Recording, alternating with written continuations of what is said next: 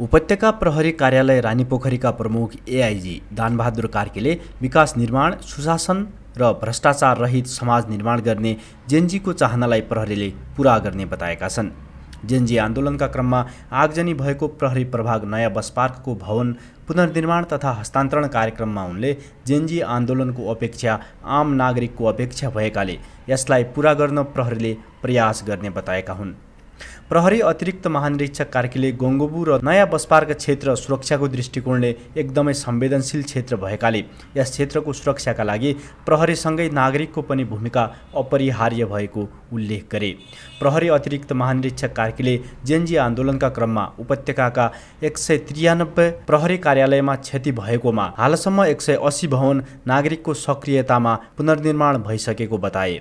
उनले नयाँ भवनबाट प्रहरीले उच्च मनोबलका साथ काम गर्ने पनि विश्वास व्यक्त गरेका छन्।